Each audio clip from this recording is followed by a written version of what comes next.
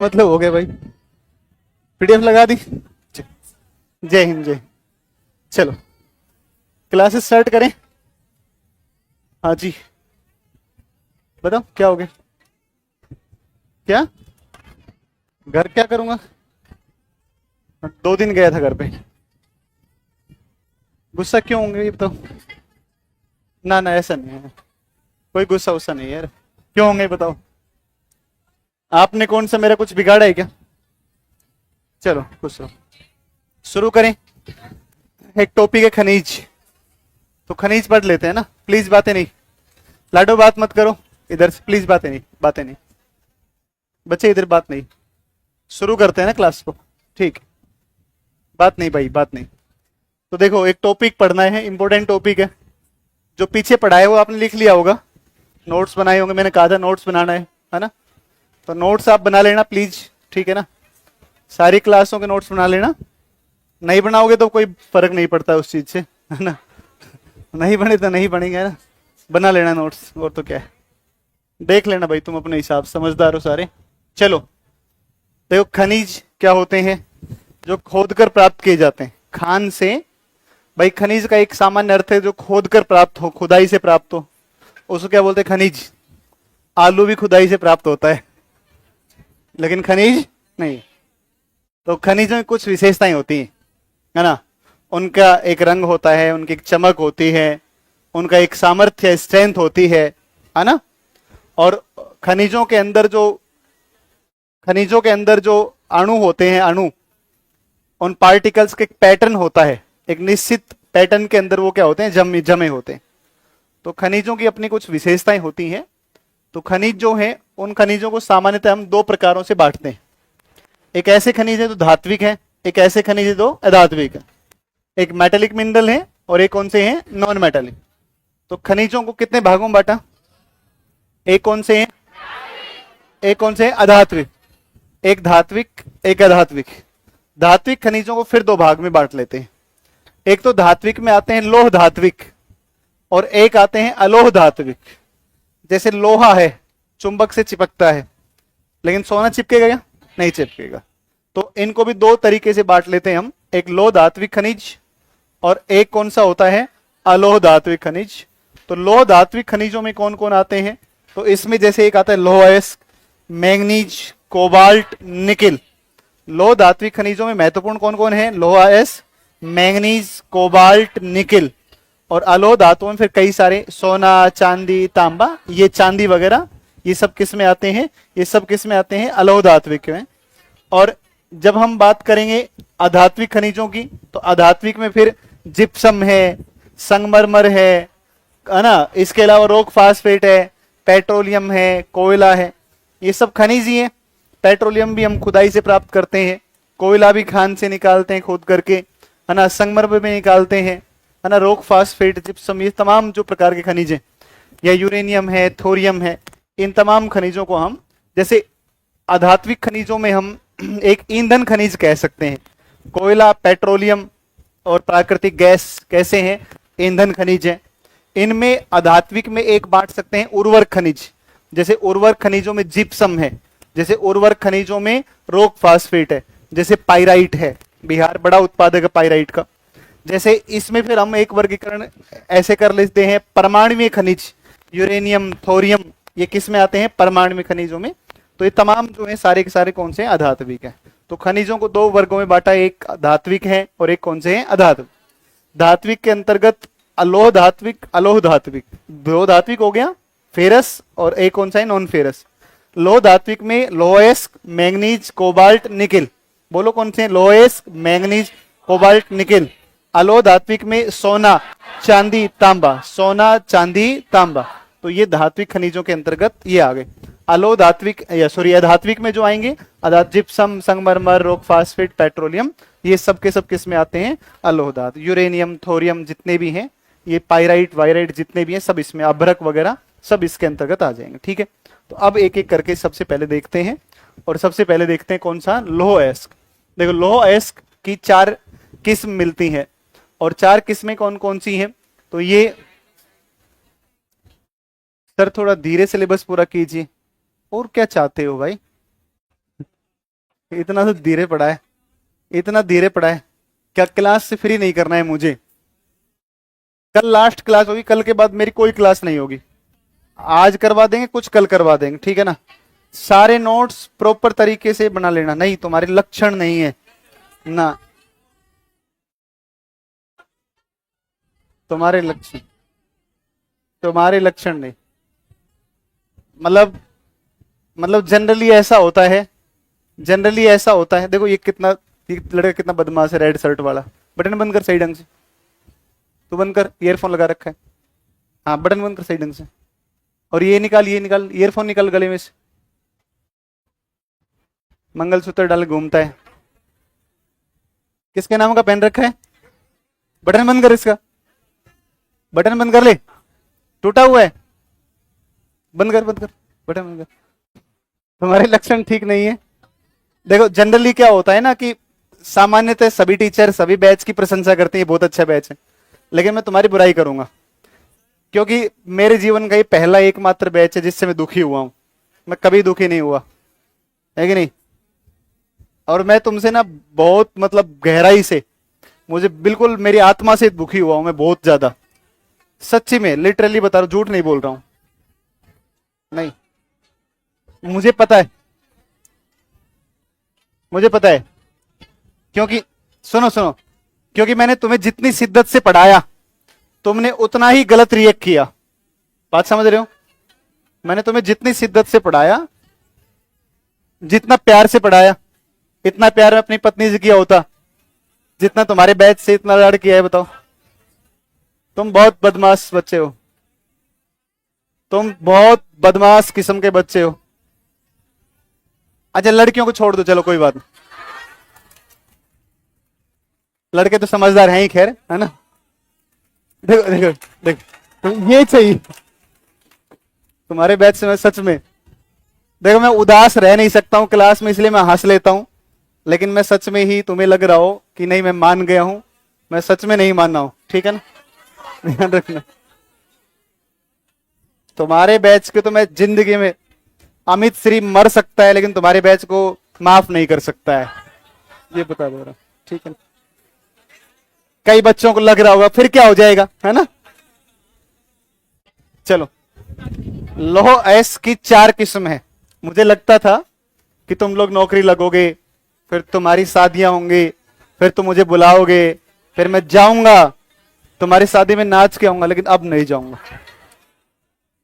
4 किस्म है, सुन लो एक बार। 4 किस्में होती हैं। कितने किस्में होती हैं? 4। एक नंबर किस्म होती है मैग्नेटाइट। क्या होती है? मैग्नेटाइट। एक होता है हेमेटाइट, एक होता है लिमोनाइट, एक होता है सिडेराइट। आप 2 दिन जितना ध्यान से पढ़ोगे तो मैं माफ कर दूंगा, ठीक है ना? सबको बोलना है, शोर नहीं, दोबारा वैसी बदमाशी नहीं करनी है, कभी शोर मचाओ। कितनी किस्म है? 4। 1 नंबर, 2 नंबर, 3 नंबर, 4 नंबर। एक वर्ड है महल। क्या वर्ड है? महल तो आपने सुना ही होगा। तो देखो, हो सकता है कभी ऐसा प्रश्न पूछे कि लौह एस की जो 4 किस्में हैं उनको उनकी गुणवत्ता के हिसाब से व्यवस्थित कीजिए, ऐसा पूछ ले।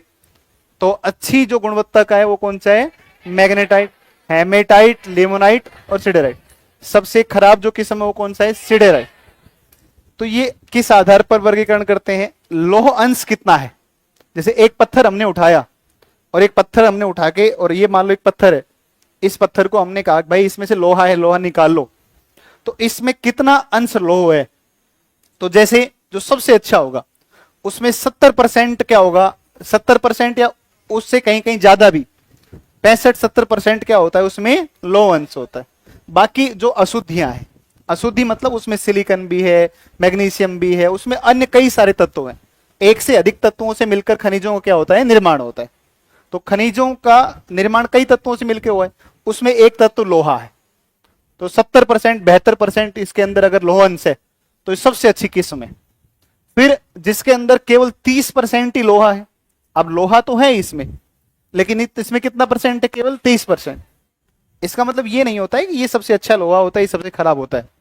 ये तो ठीक है, लेकिन लौह अंश की मात्रा के आधार पर सबसे ज्यादा लौह अंश अगर किसी से मिलेगा तो कौन सा है, मैग्नेटाइट, और सबसे कम किसमें है, सिडेराइट। आप वर्ड याद रखिएगा, महल, महल, मैग्नेटाइट, हेमेटाइट, लेमोनाइट और सिडेराइट, ये 4 किस्में आपकी होती।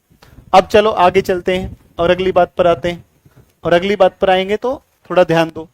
और अगली बात ये है इसमें कि सब भारत के अंदर जो है वो भारत में लौह अयस्क की जो 4 पेटियां हैं, मतलब 4 बेल्ट हैं, कि भाई एक ये बेल्ट है इसमें लोहा मिलता है, एक ये बेल्ट है, एक ये बेल्ट है, 4 अलग अलग क्षेत्र हैं। तो 4 बेल्ट लोहे की पाई जाती हैं।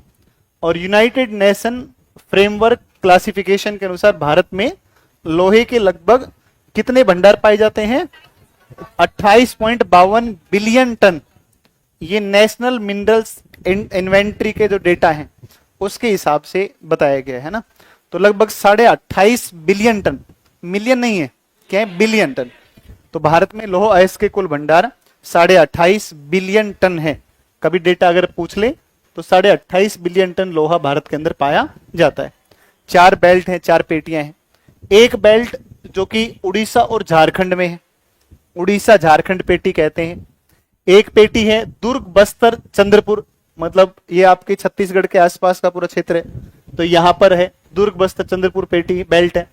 बेल्लारी, चित्रदुर्ग, चिकमंगलुरु, तुमकुर बेल्ट है, कर्नाटक के क्षेत्र है, यहां पर है। और एक महाराष्ट्र और गोवा का जो क्षेत्र है ये आपका मिलता है।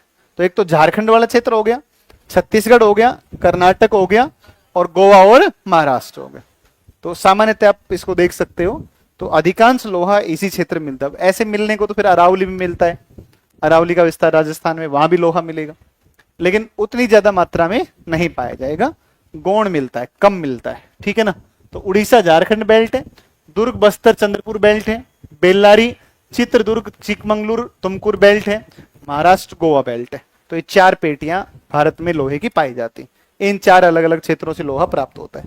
फिर देखो आप एक बार, जो प्रेस इंफॉर्मेशन ब्यूरो, जो भारत सरकार के अलग अलग मंत्रालय के द्वारा अपनी रिपोर्ट, जब भी कोई नई चीज आती है तो वो इंफॉर्मेशन हमेशा जारी करता है मंत्रालय। तो ऑफिशियल जो वेबसाइट होती है, उस ऑफिशियल वेबसाइट के ऊपर 3 अप्रैल 2024 की एक खबर आई थी, ये मैंने अपने नोट्स में अपडेट कर ली थी।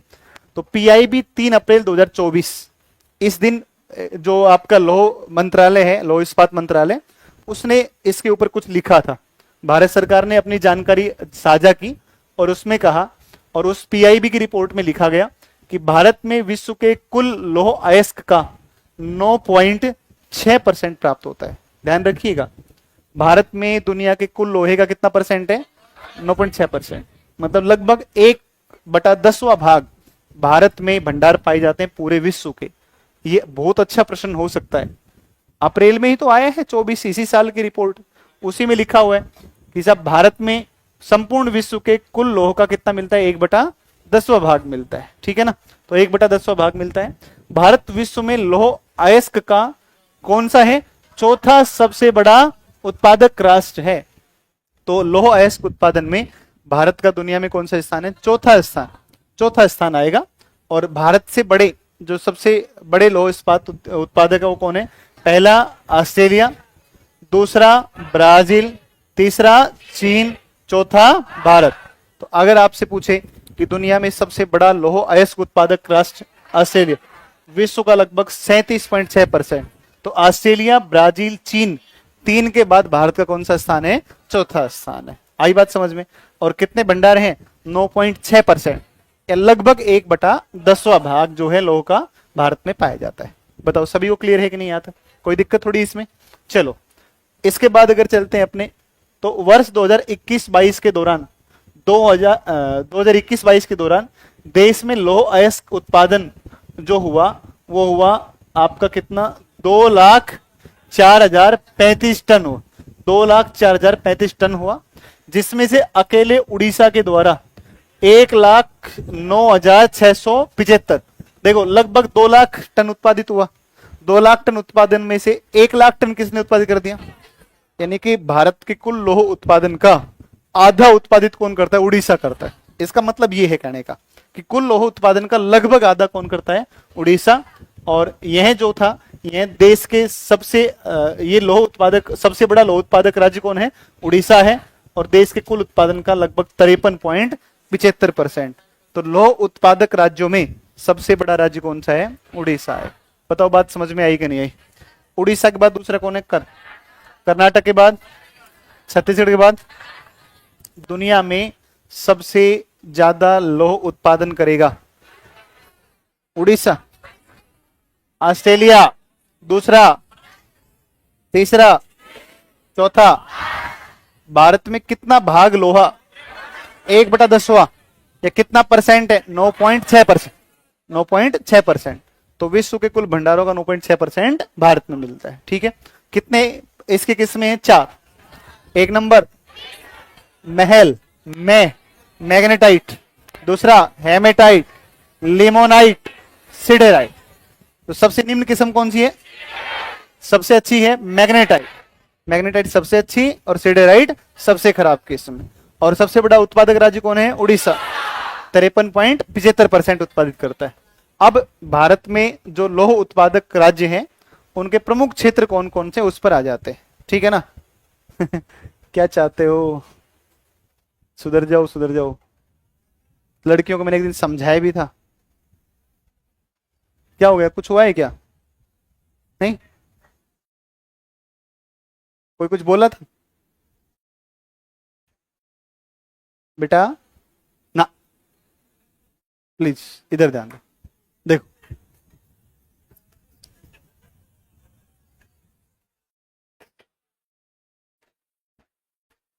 क्या करना चाहते हो?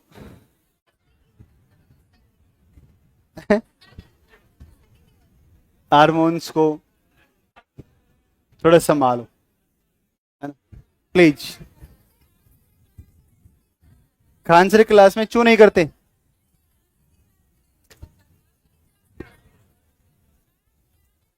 लाडो चू तो मेरी क्लास में भी नहीं करते हैं।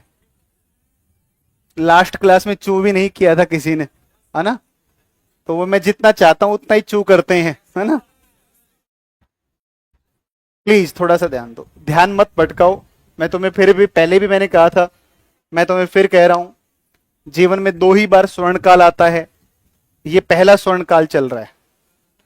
इस स्वर्णिम काल का फायदा उठाओ तो उठा लो, नहीं दूसरा स्वर्णिम काल नहीं आएगा। तो दूसरा स्वर्णिम काल का पहला ये है ना? अब तुम इसमें ध्यान इधर उधर भटकाते हो, गलत बात है। सुनो एक बार। अब राज्यों में उड़ीसा राज्य पर आओ। उड़ीसा सबसे पहले उड़ीसा पर आते हैं। और उड़ीसा पर आते हैं तो उड़ीसा में देखो, उड़ीसा कुछ क्षेत्र हैं। जैसे उड़ीसा में कौन कौन उत्पादक क्षेत्र है? इसमें एक आएगा सुंदरगढ़। बोलो कौन सा आएगा? बोलो मयूरभंज, झार। 3 है उड़ीसा के 3 उत्पादक क्षेत्र।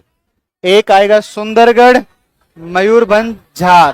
बोलो 1 नंबर, 2 नंबर, 3 नंबर। एक एक करके बोलो, सारे एक साथ में। राज्य कौन सा है? राज्य कौन सा है?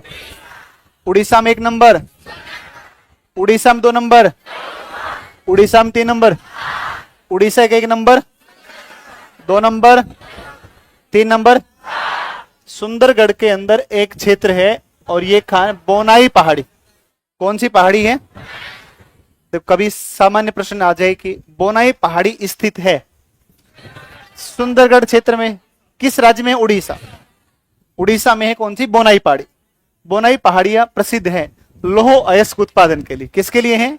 लौह अयस्क उत्पादन। तो बोनाई पहाड़ी लौह अयस्क उत्पादन के लिए फेमस है। लौह अयस्क के भंडार मिलते हैं। और ये उड़ीसा किस क्षेत्र में है? सुंदरगढ़।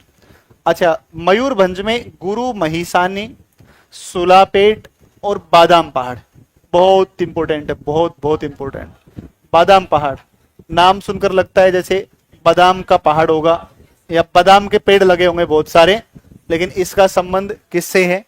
एसएससी सीजीएल 2019 में यह प्रश्न पूछा गया कि बादाम पहाड़ का संबंध है। समझे नहीं समझे?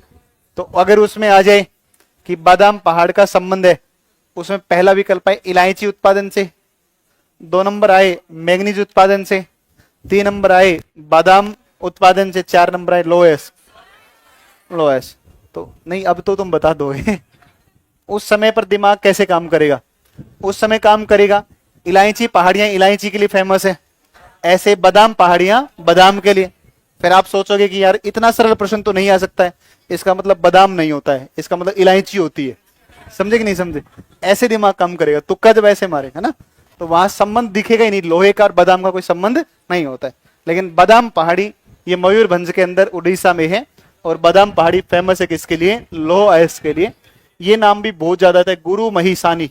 कौन आता है? गुरु महिसानी। सुलापेट, कौन सा है? सुलापेट। तो बताओ सुंदरगढ़ में कौन है? सुंदरगढ़ में, मयूरभंज में, मयूरभंज में, मयूरभंज में, और झार में है नोआ मंडी। झार में कौन सा है? झार में कौन सा है? अच्छा इनको छोड़ दो, अब मान लो इनको छोड़ दो क्षेत्रों को, अब सीधी खान पूछे कौन कौन सी खान कहां कहां पर, तो देखो उड़ीसा की एक खान, उड़ीसा में एक, उड़ीसा में ही, उड़ीसा में, और उड़ीसा में ही। जैसे कई बार ऐसा आता है, नोआ मंडी, सुलापेट, गुरु महिसानी खाने लौह अयस्क के लिए प्रसिद्ध हैं, इनका संबंध किस राज्य से है? उड़ीसा से। उड़ीसा से, ये ध्यान रखना है। फिर आप चलते हैं तो एक आता है कर्नाटक, और कर्नाटक के अंदर भी धारवाड़ चट्टानें मिलती हैं, क्योंकि कर्नाटक का जिला धारवाड़ है एक। और धारवाड़ चट्टानें मैंने आपको पढ़ाई थी कि दुनिया में जो पहली अवसादी चट्टान बनी, तो पहली चट्टान बनी थी आर्कियन। आधा कवि गोद में आपको बताया था, Archaean, Dharwar, Cuddapah, Vindhyan, Gondwana, Cretaceous, Tertiary, और कौन सी थी? क्वार्टरनरी। निर्माण का क्रम बताया था, और उसमें धारवाड़ चट्टानों में मैंने आपको पढ़ाया था कि साहब धारवाड़ चट्टानें आर्कियन चट्टानों से प्राप्त अवसाद से निर्मित हुई है, और पहली अवसादी चट्टानें थी धारवाड़। और धारवाड़ चट्टानें अपने लौह धात्विक खनिजों के लिए फेमस है। 98% धात्विक खनिज जो हैं वो किन चट्टानों से मिलते हैं? धारवाड़। समझे कि नहीं समझे? और धारवाड़ चट्टानें कर्नाटक के अंदर पाई जाती हैं खूब बड़े लेवल पर। और कर्नाटक के अंदर एक बेल्लारी है, एक चिकमंगलूर है, एक सिमोगा है या शिवमोगा है, चित्रदुर्ग है, चित्रदुर्ग तुमकुर है ना, तो ये बड़ा फेमस नाम है ये वाला, तुमकुर है, तुमकुर, इसको थोड़ा ध्यान रखना, तुमकुर क्षेत्र प्रसिद्ध है। तो चिकमंगलूर, एक बेल्लारी, एक शिवमोगा, या इसको सिमोगा लिखते हैं सीधा, और एक चित्रदुर्ग तुमकुर। तो यहां बेल्लारी में सुंदर होस्पेट, संदूर होस्पेट, देखो बेल्लारी में कौन सा है? संदूर होस्पेट। और यहां पर जो है ना, यहां पर पहाड़ियां पड़ती हैं, बाबा बुदन की पहाड़ियां और कुद्रेमुख, है ना, बाबा बुदन पहाड़ियां और कुद्रेमुख ये पड़ती है ना। तो ये सब कहां पड़ती हैं? आपकी कर्नाटक। फिर आते हो आप किसके ऊपर? छत्तीसगढ़। और छत्तीसगढ़ में आपका दुर्ग, और एक है बस्तर। एक कौन सा है? दुर्ग, और एक है बस्तर। आपको मैंने एक पठार पढ़ाया था, दंडकारण्य का पठार पढ़ाया था, उसमें बताया था दंडकारण्य के पठार का विस्तार छत्तीसगढ़ उड़ीसा में, उड़ीसा में इसे काला हांडी, और छत्तीसगढ़ में इसे बस्तर पठार के नाम से जानते हैं। मैंगनीज के भंडार पाए जाते हैं, आपको लिखवा रखा है पीछे। तो छत्तीसगढ़ में पड़ता है एक तो दुर्ग, और एक पड़ता है कौन सा? बस्तर। दुर्ग और बस्तर में आप देखोगे तो दुर्ग में तो पड़ता है डल्ली राजहरा। दुर्ग में कौन पड़ता है? डल्ली राज। दुर्ग में कौन पड़ता है? डल्ली राज। दुर्ग में कौन सा है? डल्ली राजहरा। और बस्तर में है बेलाडेला। बस्तर में है कौन सा? बेलाडेला, और एक दंतेवाड़ा। बेलाडेला और कौन सा है? दलते। ये सब कहां पड़ते हैं? छत्तीसगढ़।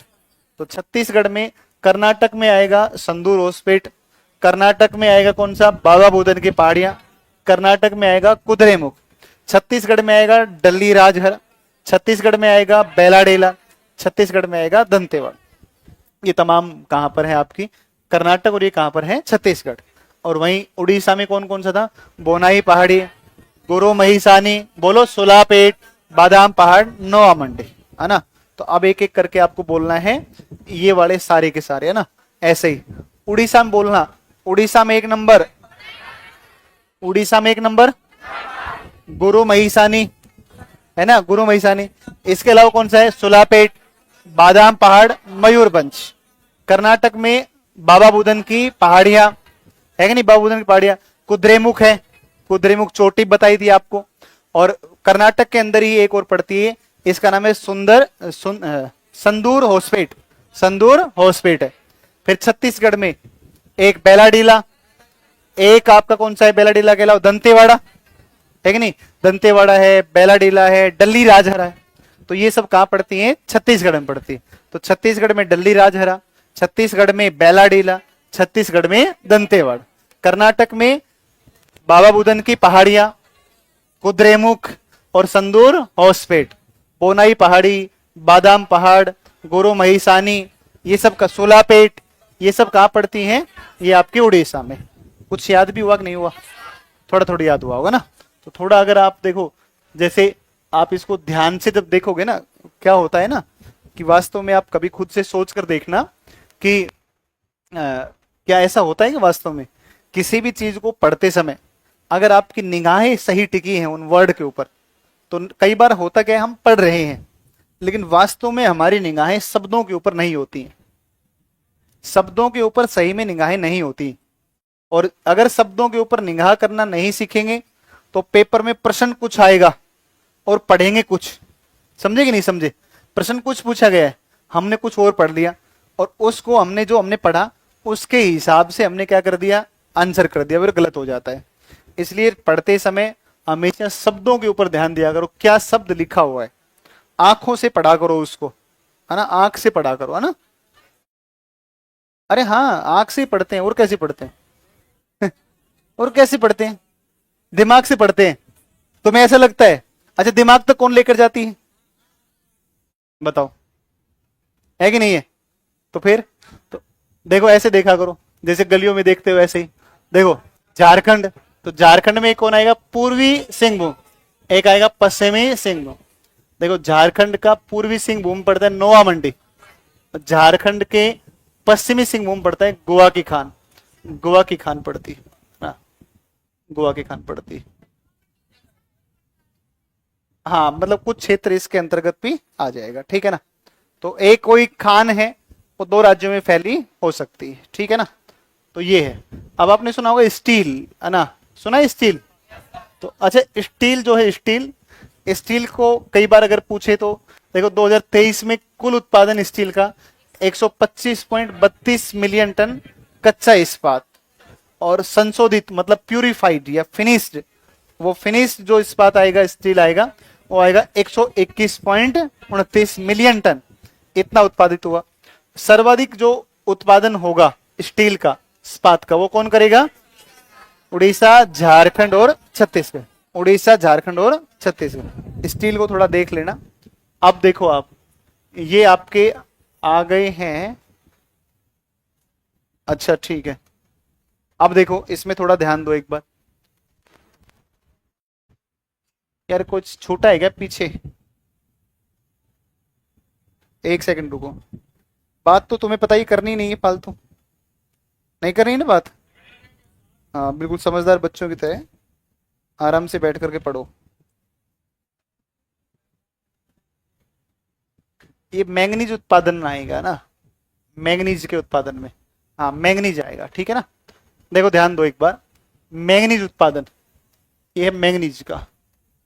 अब अगर देखो मैंगनीज की बात करते हैं तो लोहा तो आपने देख लिया, और मैंगनीज उत्पादन की अगर बात करोगे तो मैंगनीज उत्पादन में अग्रणी जो राज्य हैं उनमें फिर से कौन आ जाता है, एक आपका उड़ीसा, और उड़ीसा का कौन कौन है, कालाहांडी, सुंदरगढ़, कोरापुट, गंजम, मयूरभंज।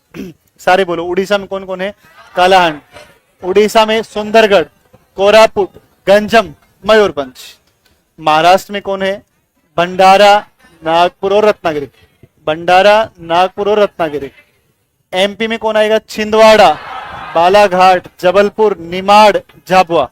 देखो इसमें ना ये ध्यान रखना, एक तो छिंदवाड़ा, बालाघाट, महाराष्ट्र का नागपुर, भंडारा दो, और उड़ीसा का कौन है, काला। देखो इसको याद नहीं करोगे, सुंदरगढ़, कोरापुट, गंजम, मयूरभंज, चल जाएगा काम, है ना, काम चल जाएगा। अगर केवल आप इतना याद रख लेंगे कि मैंगनीज उत्पादन में उड़ीसा का प्रसिद्ध कौन सा है, काला, महाराष्ट्र का भंडारा और नागपुर, एमपी का छिंदवाड़ा और बालाघाट। आप एक बार ध्यान करो एक चीज, और एक बार सोच करके देखो, इमेजिनेशन करो। मैंने आपको पढ़ाया था मैंने सतपुड़ा पर्वत पढ़ाया था। लोकेशन याद है सतपुड़ा कहां थी, किसको याद है सतपुड़ा की लोकेशन,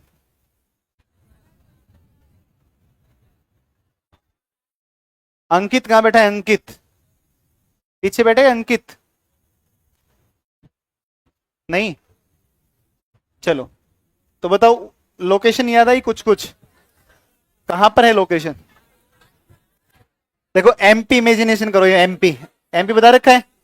एमपी के बीच में पर्वत था विंध्याचल, एमपी के दक्षिण में कौन था? सतपुड़ा, और सतपुड़ा के एक तरफ एमपी है, एक तरफ कौन है? महाराष्ट्र, है कि नहीं है?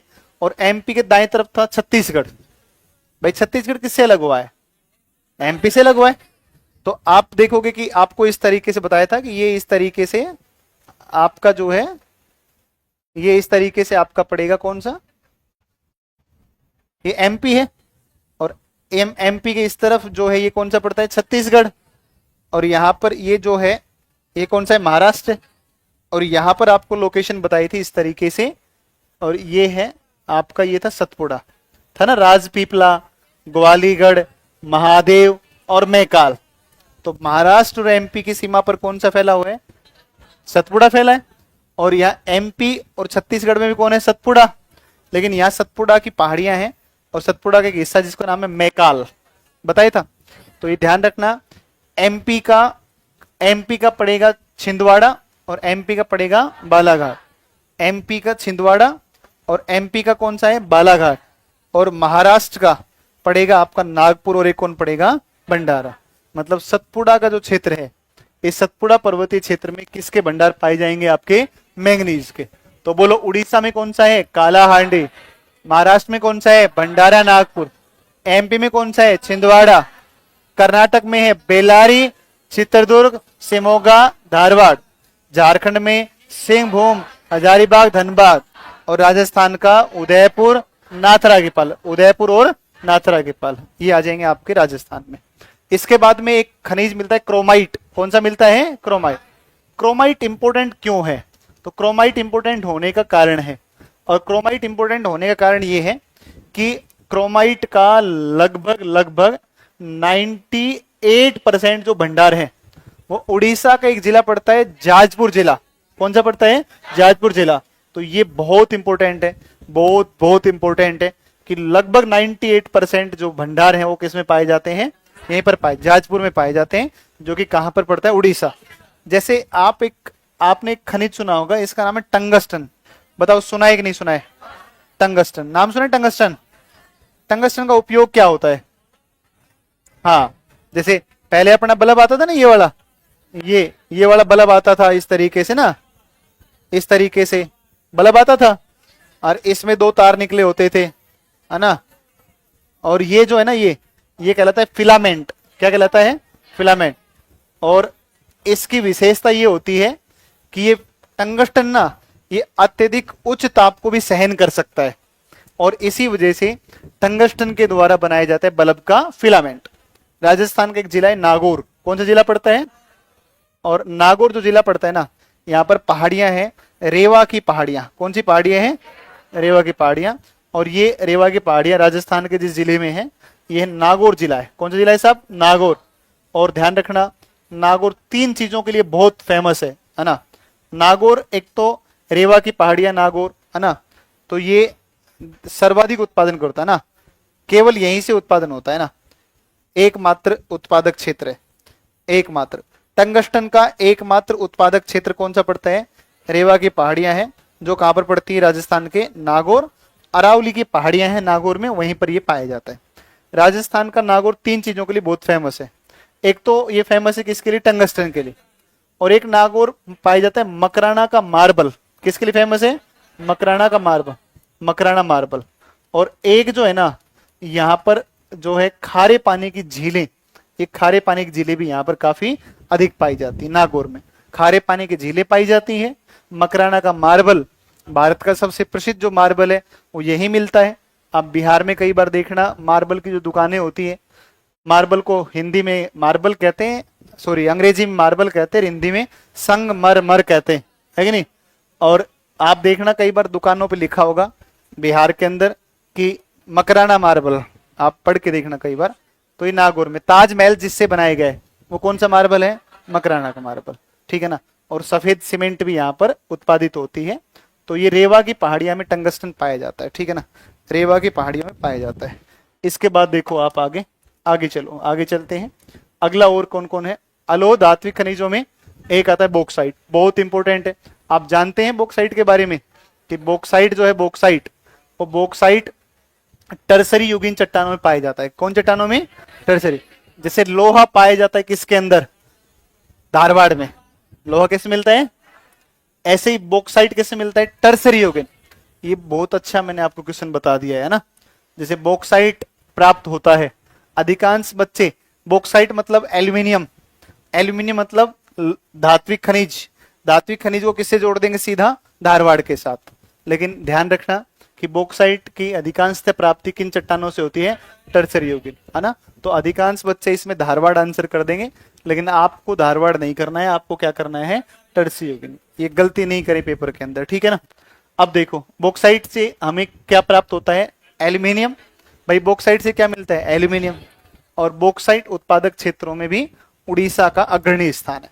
और उड़ीसा के अंदर जो क्षेत्र है उसमें वही है, बार बार घूम घाम के एक ही चीज आती है, कालाहांडी, कोरापुट, बोलनगिर।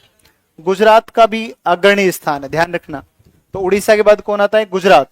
गुजरात का भावनगर, गुजरात का जामनगर, गुजरात का अमरेली, गुजरात का कच्छ की खाड़ी, है ना। तो कच्छ की खाड़ी भी एक जिला पड़ता है। और ये भावनगर, जामनगर, अमरेली और कौन सा है? कच्छ की खाड़ी। ये भी किसके लिए फेमस है? बॉक्साइट। झारखंड के अंदर आप देखोगे तो रांची, महाराष्ट्र में देखोगे ठाणे, तमिलनाडु में सलेम, है ना, और एमपी में शहडोल, और कर्नाटक में बेलगाम, और बाबा बुदन की पहाड़ी, ये इसके लिए फेमस है। आगे आगे के याद रखने हैं ना, सबसे पहले आगे वो लिखे हैं जो ज्यादा महत्वपूर्ण है उस राज्य के, ठीक है। तो झारखंड का रांची क्षेत्र, महाराष्ट्र का ठाणे क्षेत्र, तमिलनाडु का सलेम क्षेत्र, एमपी का शहडोल, और कर्नाटक का बेलगांव और बाबा बुदन की पहाड़ी, ये फेमस है किसके लिए? बॉक्साइट। बॉक्साइट टर्सरी युगीन चट्टानों से मिलेगा। बॉक्साइट जो है वो एल्यूमिनियम का क्या है? अयस्क है, ठीक है ना। तो अयस्क किसका? एल्यूमिनियम का। इसके बाद चलते हैं आगे, है ना। आगे देखो अगली बात पर आओ। एक आता है तांबा। तांबा, तांबा भी बड़ी इंपॉर्टेंट एक खनिज है। तांबे के अयस्क जो है ना, ये बड़े महत्वपूर्ण है, और तांबे के अयस्क को जरूर याद रखना है। जैसे इसके अलग अलग अयस्क हैं, तो एक का नाम है क्यूप्राइट। कौन सा है? क्यूप्राइट। तांबे को कैसे लिखते हैं? कॉपर, ऐसे लिखते हैं Cu, ऐसे लिखते हैं Cu, ये इसका प्रतीक है। और क्यूप्राइट जो अयस्क है, क्यूप्राइट, एक क्यूप्राइट अयस्क आपका आएगा Cu2O, है ना, ये इसका रासायनिक सूत्र है। देखो O है ना, O ऑक्साइड, है ना, इसलिए देखो क्यूप्राइट को किस रूप में भी जानते हैं? रेड ऑक्साइड भी कहते हैं। क्यूप्राइट को क्या बोलते हैं? Red oxide. तो ये महत्वपूर्ण खनिजों, इसका तांबे का या कॉपर का एक महत्वपूर्ण अयस्क है क्यूप्राइट। किसका? तांबे का। क्यूप्राइट के अलावा एक मैकेलाइट है। कौन सा है? मैकेलाइट। एक कॉपर पाइराइट है। कौन सा है? Copper pyrite. इसका ये याद रखना, सूत्र जो है ये लिख रखे हैं, ये इनको ध्यान रखना। CuFeS2। एक है कॉपर ग्लांस। क्या है? कॉपर ग्लांस, Cu2S, है ना। तो देखो एक क्यूप्राइट है, एक मैकेलाइट है, एक कॉपर पाइराइट है, और एक कॉपर ग्लांस है। एक बार बोलो सारे बच्चे, एक बार बोलो। एक नंबर कौन सा है? सारे नहीं बोले, कौन सा है? इसे कहते हैं, दूसरा अयस्क है मैकेलाइट, तीसरा अयस्क है कॉपर पाइराइट, चौथा अयस्क है कॉपर ग्लांस। बताओ, कॉपर, कॉपर, मैके, और एक cuprite, malachite, copper pyrite, copper glance. वापिस बोलो, cuprite, malachite, copper pyrite, copper glance. Rajasthan में सबसे बड़े भंडार पाए जाते हैं कॉपर के। तांबे का सबसे बड़ा भंडार वाला अगर पूछे तो वो कौन सा है आपका? राजस्थान। पानी है क्या नितेश जी? दे दो। तो राजस्थान सबसे बड़ा भंडार वाला है, लेकिन सबसे ज्यादा उत्पादन अगर कोई करता है तो एमपी, मध्य प्रदेश है। सबसे बड़ा उत्पादक कौन सा आएगा? मध्य प्रदेश। लेकिन सबसे ज्यादा भंडार अगर कहीं पर है तो कौन सा है? राजस्थान। एमपी का बालाघाट और छिंदवाड़ा मैंगनीज के लिए फेमस भी है, और मैंगनीज के अलावा किसके लिए भी? कॉपर के लिए भी। तो ध्यान रखना कि तांबे के जो प्राप्ति क्षेत्र है उसमें एमपी आएगा, और एमपी का बालाघाट और एमपी का छिंदवाड़ा, ये दोनों फेमस है किसके लिए? तांबे के लिए। वहीं राजस्थान में एक पड़ता है खेतड़ी सिंगाना। ये प्रश्न कितनी बार पूछा गया है परीक्षाओं में, कितनी बार, मतलब बहुत बार पूछा गया है। अदर स्टेट के, मतलब राजस्थान के एग्जाम नहीं, जैसे आप बिहार में दे रहे हो, यूपी में दे रहे हो, तो खूब आए हैं। खेतड़ी सिंगाना की खाने फेमस है, किसके लिए प्रसिद्ध है? तो ये तांबे के लिए, ठीक है ना। राजस्थान का एक जिला पड़ता है, झुंझुनू जिला पड़ता है, वहीं पर जो है ये खाने स्थित है। और एक है भीलवाड़ा, सुना होगा भीलवाड़ा, टेक्सटाइल के लिए बहुत फेमस है। एक अलवर, इन जिलों के अंदर मिलता है राजस्थान में तांबा। तांबे का भंडार सर्वाधिक राजस्थान में, तांबे का उत्पादन सबसे ज्यादा कौन करता है? एमपी करता है, ठीक है ना। ना क्या बात कर रही है, बावड़ी है क्या? मैं इधर पढ़ा रहा हूँ, बात हम क्या बात कर रही हो? कुछ खाने का है क्या तुम्हारे पास? देखना इसके पास क्या है, कुछ खा रही है? नहीं खा, बादाम, जगमोहन, कौन बोला है? बातें नहीं करो भाई, प्लीज बातें नहीं, बात नहीं करनी।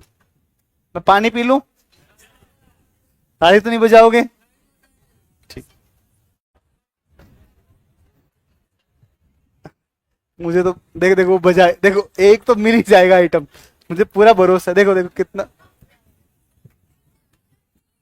चलो रख दो, अब आगे ध्यान दो, आगे ध्यान दो, अब आगे, ठीक है ना।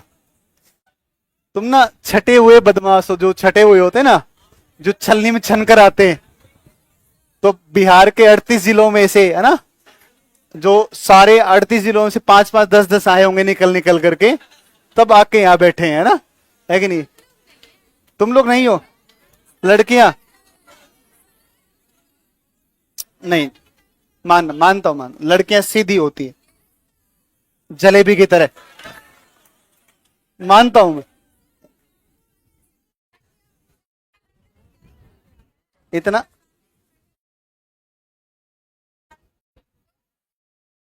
मैंने कुछ कहा थोड़ी है, जलेबी की एक विशेषता और होती है, जलेबी मिठास होता है कि नहीं है भाई? तो लड़कियों की अगर जलेबी से तुलना कर दी तो कोई बुरी बात?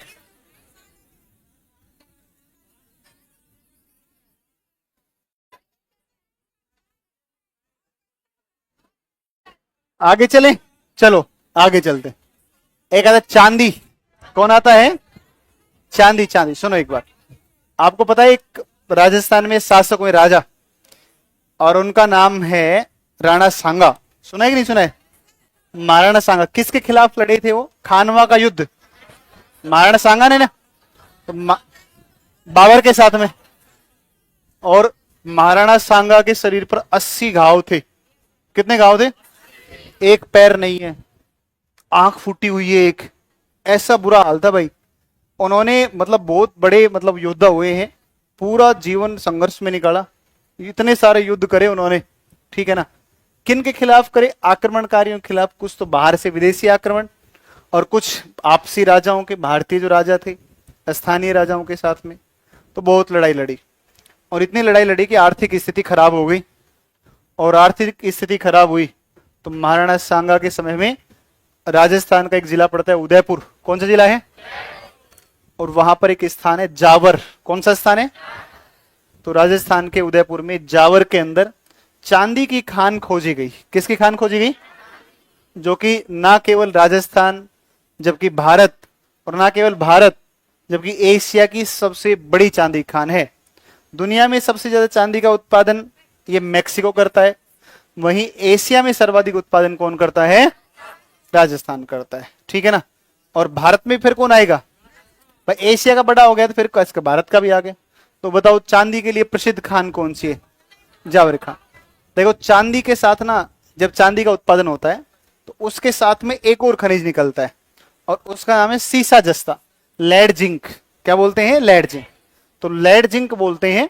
तो चांदी का सह उत्पाद, जैसे आपने मान लो कि सरसों उगाते हैं खेत में, तो बताओ क्या हम खेत में सरसों उगाते हैं या फिर पराली उगाते हैं? सरसों उगाते हैं ना, तो सरसों तो मिल गई, उसके साथ साथ एक और क्या मिल गया? पराली मिलती है ना। तो ऐसे ही चांदी उत्पादन के साथ साथ किसका भी उत्पादन होता है?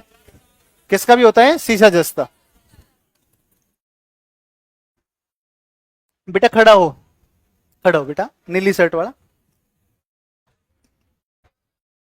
हम्म, अरे नीली नीली टी शर्ट वाला है, ये रहा ना। हाँ हाँ, ये हाँ, केंद्र बिंदु यही है क्लास का।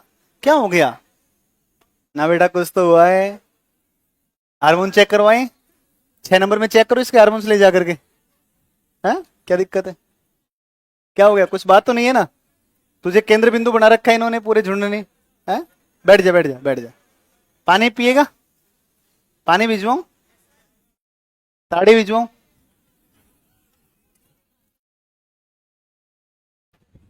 बातें नहीं, तुम लोग सुधर जाओ, है ना, थोड़े सुधर जाओ, है ना। चलो कोई बात नहीं है। तो उदयपुर में स्थित जावर की खान एशिया की सबसे बड़ी चांदी की खान। इसके अलावा देखो, झारखंड का पड़ता है तंदू, आंध्र प्रदेश में कुड़प्पा, कुरनूल, गुंटूर, और कर्नाटक में कोलार, रायचूर, चित्रदुर्ग, यहां पर भी चांदी के भंडार पाए जाते हैं। आपकी परीक्षा के लिए इतना ही बहुत है, यही बहुत गणना हो जाएगा। जावर की खान एशिया की सबसे बड़ी, भारत की सबसे बड़ी चांदी की खान है, उदयपुर में स्थित है, राजस्थान की, ठीक है ना। तो ये चांदी होगी। चांदी के साथ अच्छा एक चीज बताओ, जब चांदी की सबसे बड़ी जावर है तो सीसा जस्ता में भी कौन आ जाएगी, जावर आएगा। बड़ी अंडरस्टूड है ये तो, है ना। तो शीशे की और जस्ता की भी सबसे बड़ी कौन सी आएगी, जावर आएगी, चांदी के साथ साथ, ठीक है ना। सीसा जस्ता जो है। अच्छा, चांदी के अयस्क वगैरह भी लिखेंगे कुछ, एक अर्जेंटाइट है और एक पायराजाइराइट, है ना। तो ये दोनों ही बड़े इंपॉर्टेंट है। ये एक तो आ गया आपका अर्जेंटाइट, और एक कौन सा आ जाएगा। अच्छा, चांदी का प्रतीक क्या लिखते हैं साइंस, एजी, एजी लिखते हैं, एजी ओजी ऐसे लिखते हैं क्या। अच्छा अच्छा, तो एजी मतलब फिर कौन सा, अर्जेंटाइट, अर्जेंटाइट है, अर्जेंटाइट है, और एक पायराजाइराइट, ठीक है, ये है। सी से जस्ते पर आओ, जुड़वा खनिज कहते हैं, लेड एंड जिंक, जुड़वा खनिज कहते हैं। चांदी के साथ प्राप्ति होती है, कहां पर हो गई, प्री कैम्ब्रियन और विंध्यन चट्टानों से ये मिलता है। और अयस्क किसका आएगा, लेड सल्फाइड या गैलेना, इसका ये फेमस है। और इसका बहुत इंपॉर्टेंट प्रश्न है कि गैलेना अयस्क है तो किसका है, सीसा जस्ता, ठीक है। प्राप्ति राजस्थान में कहां से होगी, जावर से, एक देबारी से। ये दोनों ही कहां पड़ते हैं, उदयपुर। एक कंपनी है केंद्र सरकार की, इसका नाम है हिंदुस्तान जिंक लिमिटेड।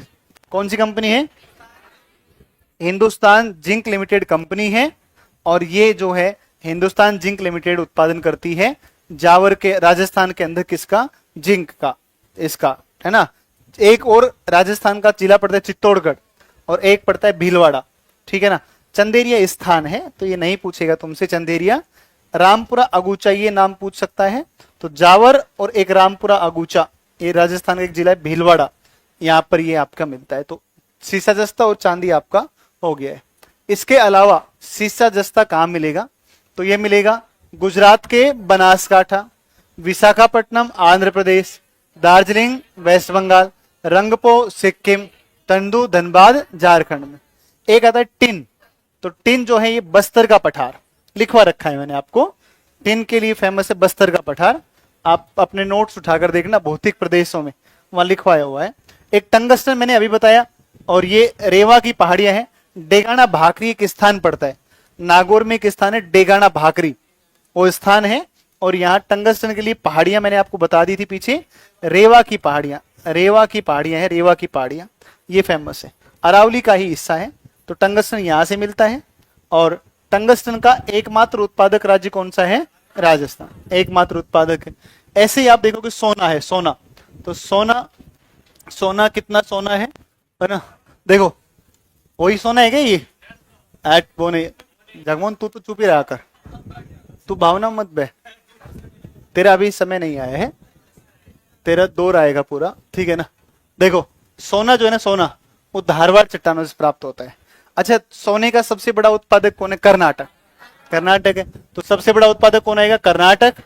और ध्यान रखना, दो बड़ी फेमस खाने हैं, एक रायचूर में पड़ती है हट्टी की खान, कौन सी खान है, हट्टी की खान, तो हट्टी की खान पड़ती है। और एक कौन सी पड़ती है, कोलार, तो कोलार की खान पड़ती है मैसूर, और हट्टी की खान पड़ती है रायचूर।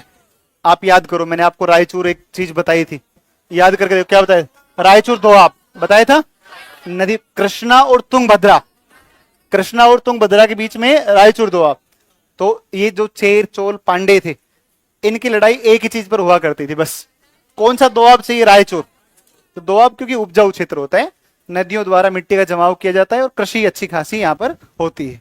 तो याद रखना, रायचूर क्षेत्र में हट्टी की खान है और मैसूर क्षेत्र में कौन सी पड़ती है, कोलार खान। ये सोने के प्रसिद्ध खाने हैं। सबसे बड़ा सोने का उत्पादक कौन है, कर्नाटक राज्य है। आंध्र प्रदेश के अंदर अनंतपुर पड़ता है, चित्तूर पड़ता है, कुरनूल पड़ता है। अनंतपुर, चित्तूर और कौन सा है, कुरनूल। तो ये पड़ता है। देखो सोना, अच्छा सोन व स्वर्ण रेखा दो नदियां हैं, इसके अंदर सोने के क्या पाए जाते हैं, प्लेसर, छोटे छोटे कण मिलते हैं सोने के, है ना। तो सोन और स्वर्ण रेखा नदियों में छोटे छोटे कण मिलते हैं। जो यहाँ के स्थानीय लोग होते हैं, वो यहाँ के स्थानीय लोग क्या करते हैं कि नदी के अंदर जाते हैं, उस किनारे खड़े होते हैं, जाली लेते हैं, जाली से नीचे से उठाते हैं, वो जो नीचे सिल्ट होता है उसको उठाते हैं और उसको छानते हैं, उसमें सोना ढूंढते हैं, है कि नहीं है।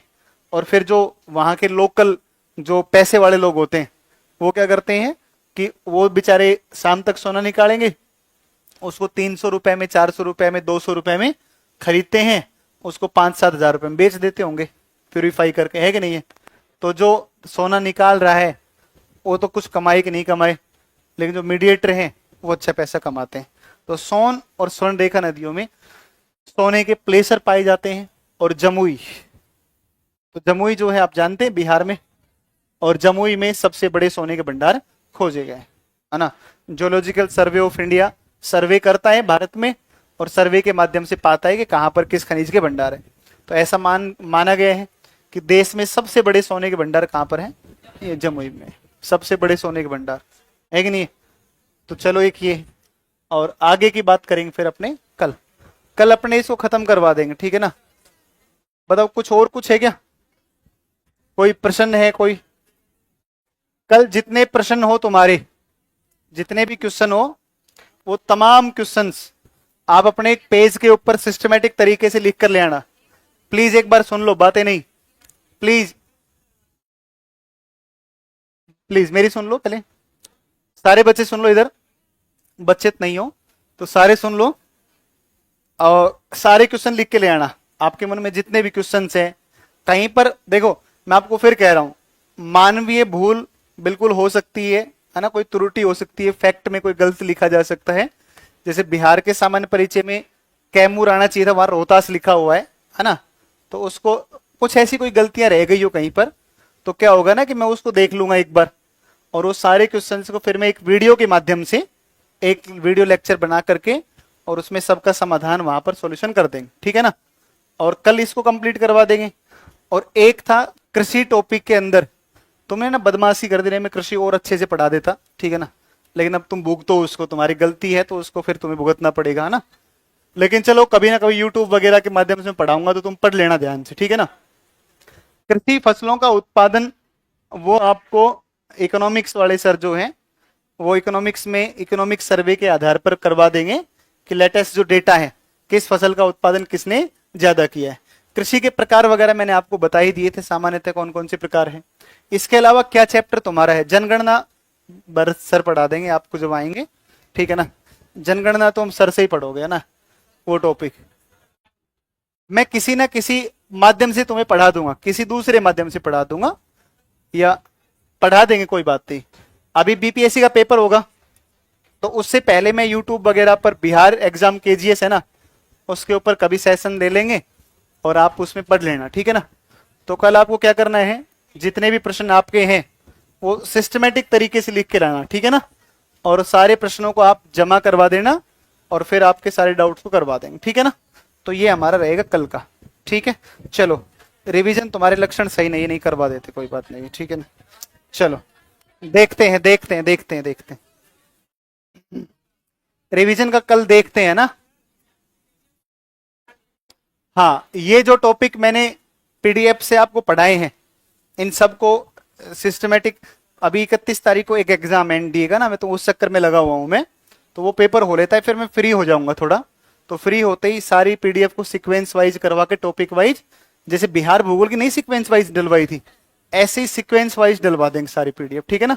बाकी तुम लोग ना एक काम करो कि लेक्चर वाइज खोल लिया करो, आपके पास एक्सेस तो है ही, और वहां से प्रॉपर नोट्स बनाओ खुद से, वो ज्यादा स्टेबल रहेगा ना, आपको याद रहेगा ज्यादा, ठीक है।